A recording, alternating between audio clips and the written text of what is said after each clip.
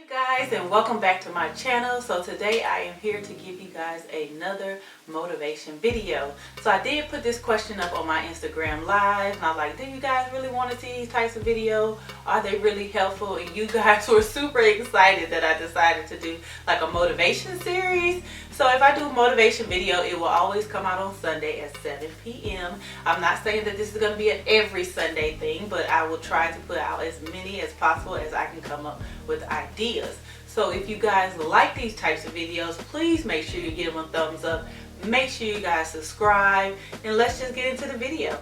Okay, you guys, so as you can tell from the title of this video, I'm going to give you 10 tips to get your life together. And what qualifies me to help you get your life together? Because I have gotten mine together. When I first started out on my budget journey, which really prompted me to get my life together, I never realized that my life was in such a mess until I decided to get a divorce. If you guys don't know, I was married for 13 years. I got divorced like in 2016, and my life was a total mess. I was not financially stable. I was living way above my means. My car note was too high. My utilities was too high, and I was just wasting money. So I had to sit down and decide what I wanted my life to be like. And so I'm going to show you guys, I'm not going to show you, well, I'm going to show you and tell you guys how I sort of got my life together. And I hope that some of these tips that I use and some of the strategies I use will help you also do the same. Okay, so the first thing you have to do is take responsibility for the situation that you are in.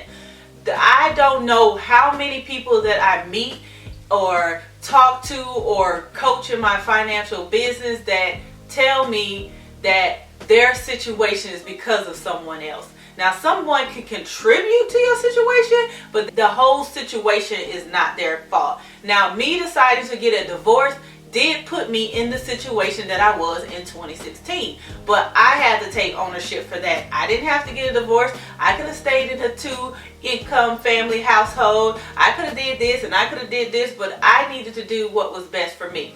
So I took responsibility for all of the debt we were in, the house that we had, the cars that we had, the children's expenses that were going to come up, and I had to take responsibility and ownership for what I decided to do with my life. Now, you may not have gotten divorced, but you may have got yourself in credit card debt. You may have gotten yourself in personal loan debt. You may gamble too much. You may shop too much. All of those things are the reason why you're in the predicament that you are in. You cannot begin or hope to be a better person or to get your life together if you can't take responsibility for your part that you played in where you are right now. Hey, you guys, so once I took responsibility, once I was like, yeah, I guess I jacked up my own life. I can't really blame it on him, you know. So once I got through, you know, coming to the terms of what situation I was in, how I contributed and that kind of stuff, then I had to decide what would make me happy.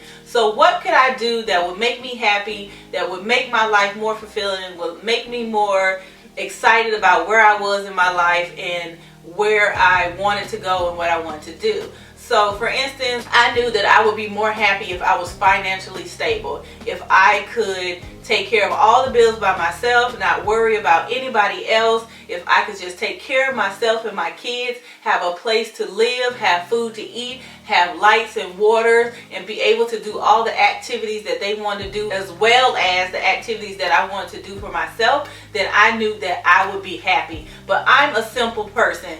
I don't need a lot of stuff. I don't have to go on trips every other day. I don't have to have designer bags or anything like that. So you have to sit down and decide what makes you happy. So I'm not judging you if you say what makes me happy is being able to go on luxury cruises, have a luxury car, have a nice big house with beautiful furniture. Whatever makes you happy makes you happy. Nobody can judge you about what makes you happy. Nobody has any input on what you do with your life that brings you happiness unless they're contributing to it. And even at that point, they can't really tell you what's going to make you happy because they're not you. So their happiness may be, you know, doing this, that, and the other, and yours may be doing this. Nobody should be able to judge you about what makes you happy. So do what makes you happy. Don't live your life for anybody else. don't modify your life for anybody else. You know, you can modify your life for your kids, of course, you know, but once they get a certain age, like mine are, you know, they have their own happiness. I have my own happiness. I meet their needs. I don't task them at making me happy, and I don't task myself to make them happy. They have to find that within. They have to find what they want to do, what their passion is, what their goals are. So again, nobody can make you happy but you. Okay, you guys, so the next thing I decided to do in order to get my life together was to figure out what my goals were. You can decide what makes you happy. You can take responsibility, but if you never have goals to accomplish, achieve, then you are just really wandering through life, just doing whatever comes up. So I decided I was going to have a plan or goals for my life. So I have yearly goals, I have monthly goals, and I have quarterly goals. So when I first started my journey, I only had yearly goals, and it has evolved since then. So my first yearly goals were in 2016 was to get a divorce, to find a new job, to become financially stable, and to get up my savings. Those were my 4 goals for 2016, and I was able to accomplish 2 of those goals that year, which I was really super excited because I was all on my own. Everything was my responsibility. There was no sharing bills or anything with anybody else. So I was able to get a divorce that year, and I was able to find a new job. For me to be financially stable and to get my savings up, I knew that I couldn't accomplish that with the job that I was in. So I knew those things were the 4 most important things I needed to do to get my life where I wanted it to go. After that, I started setting quarterly goals. So my quarterly goals was like, what do I want to accomplish in these 3 months?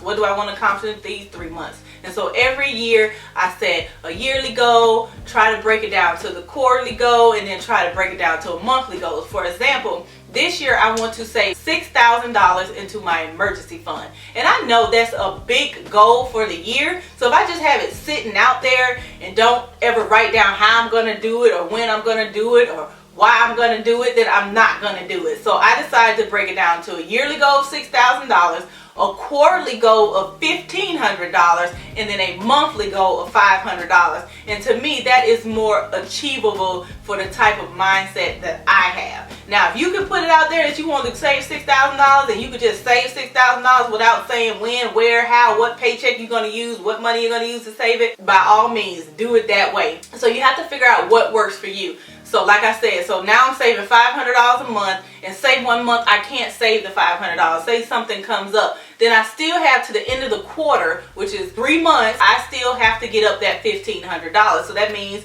maybe doing something less in February and saving $1,000 instead of $500, or splitting it up and doing what's that, $750 and $750, and that way I can still reach my goal. I don't feel like I failed, and I don't feel like that, oh, I messed it up, so forget it. So try to set goals that are achievable and try to break them down so far that you can't help but do that goal and not feel overwhelmed, and you can feel like you can do it, and you just like, yes, I know I can save $500 a month. That's so easy peasy. But trying to save $6,000 within the year may seem really overwhelming because that's the big picture. Sometimes you have to break the big picture down until you can feel like you can achieve, you know what I'm saying? So I like to put things so that I know they're within my reach, and then at the end of the year I have $6,000. I'm like, oh my God, I did it. This is so easy. Like, what was I thinking? Why haven't I done this sooner? So that was the third thing that I did to get my life together. Okay, so the next thing I did once I was taking responsibility, once I was determining what was going to make me happy, and once I set my goals,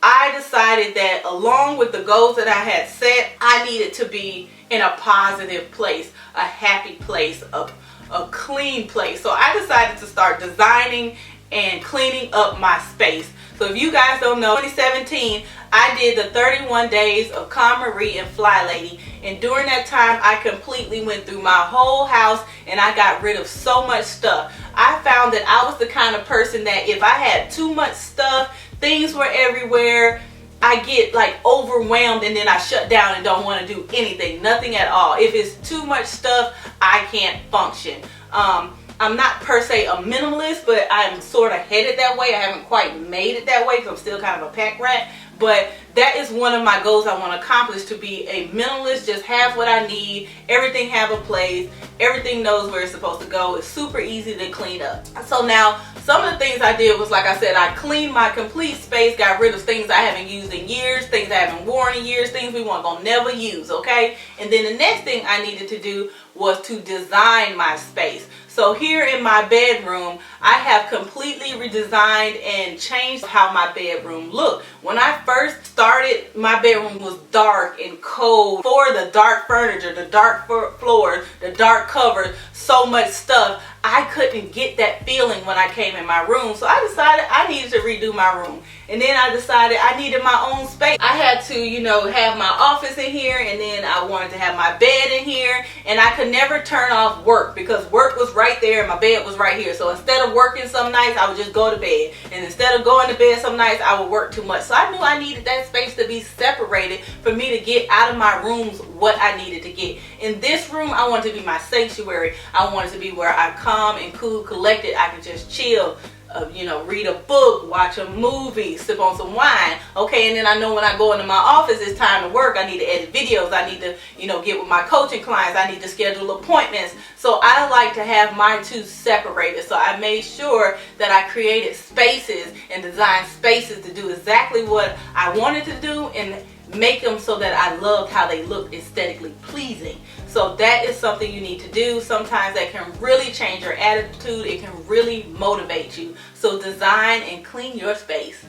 Okay, you guys, so the next thing I did was a budget and save money. I've already touched on this and already told you guys, you know, sort of the things that I've done to, you know, start you at the beginning. In February of 2017, I started to get super serious about my budget and getting my finances together. I started to write down and write every single thing that I pay for. I just started to decide what I wanted to pay for and what I needed to pay for. So, you know, I need to pay for rent, my car, and things like that, but I didn't necessarily need Netflix. I didn't necessarily need, you know, all of these apps and all of these extra things. I didn't necessarily need a gym membership. Those types of things is what I needed to decide where I wanted my money to go and how I wanted to spend it. And also had to figure out a savings plan, because as a single parent, things come up.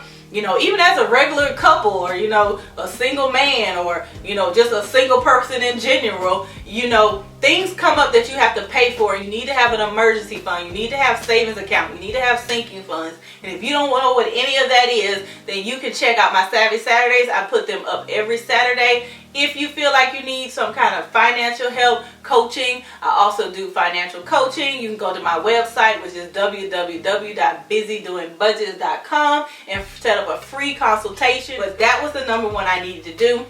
I need to budget my money and I need to save, and that will bring you more peace of mind. So budget and saving money is a thing that everybody just needs to do in order to have get your life together, because you can't have your life together if you got a whole bunch of stuff but you can't really afford it. It's just like keeping up with the Joneses. Don't keep up with the Joneses, because the Joneses more likely broke too, okay? You don't think the Joneses broke, but I'm gonna let you know they broke. Like, the secret's out, the cat's out the bag. The Joneses are broke. Okay, you guys, so the next thing I started to do was plan my time.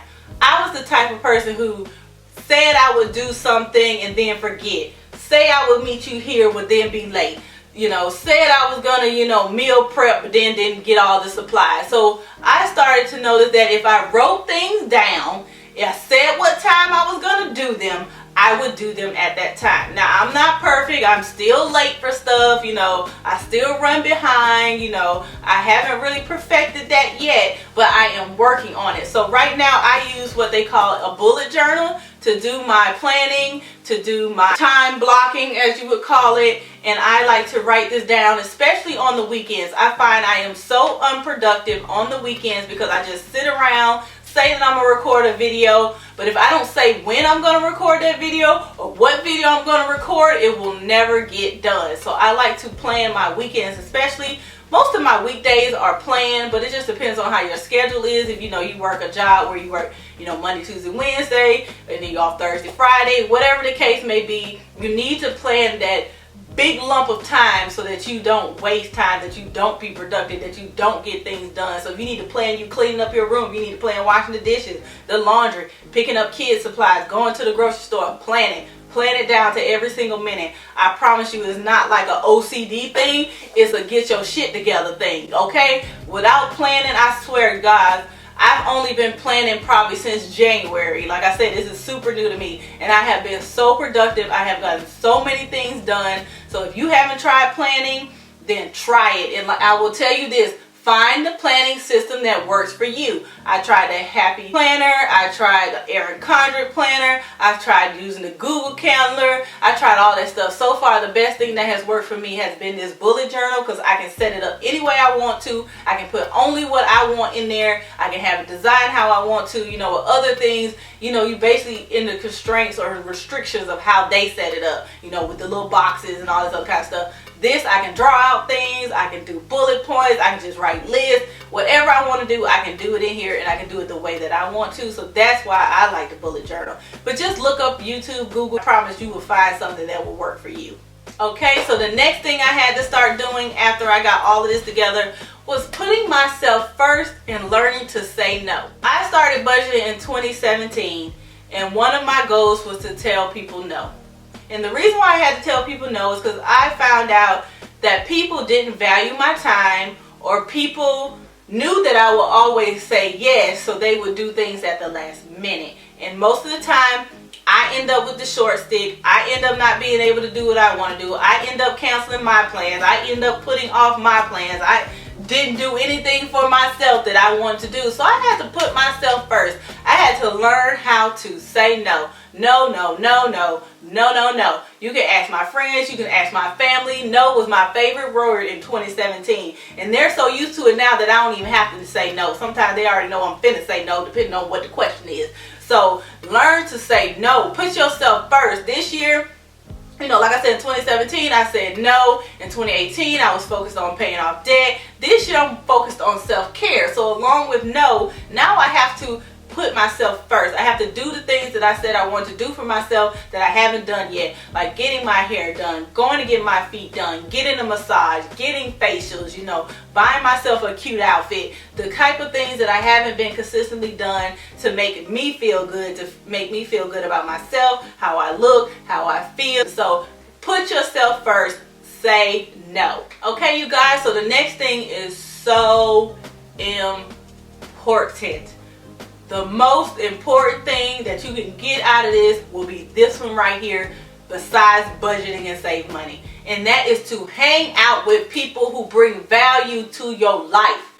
Do not hang out with people who bring you down, who are negative, who mooch off of you, who use you. You will be so miserable. All that negativity, all that like karma or aura or whatever you want to call it. You know, I know people do like that chakra stuff and the energy in the room. All of that stuff is real. It is true. Whatever you want to call it, whatever name you have for it, people will suck the life out of you. Negative people, people who always ask you for something, people who always want money, people who always want you to ride them around town, you know, pay for this, pay for that, do this, do that. They will suck you dry, and then when you have nothing left to give, you won't see their asses no more, okay? Get rid of them. Cut them off. I don't care if it's your childhood friends. I don't care if it's your family member. I don't care if it's your children. You cannot take care of everybody for the rest of their life. Hang out with people, meet people, become friends with people who bring just as much value to you as you do to them. For instance, I only hang out with people who are like-minded like me, who like to save money, or don't like to save money but won't encourage me to spend money just because they like to spend money, if that makes sense. If you are my true friend and I'm telling you I don't have money to do this, don't ask me to go out for drinks when you know I don't have no money to go out for drinks. Don't tell me to put it on my credit card. Don't tell me to go get a loan. Like, these are the type of people you need to hang out. So you need to hang out with people who bring positivity to your life, who want to see you do better, who wants to see you excel, who wants you to win just as much as you want them to win. Those are the type of people you need to hang out with. Okay, so my next thing I did was look after my body. If you guys don't know, I got really, really sick in 2016. So in 2016, when I got sick, I got diagnosed with Crohn's disease. If you guys don't know, I have a whole playlist. If you want to see that, I'll link it down below or put it in the card so you can check that out.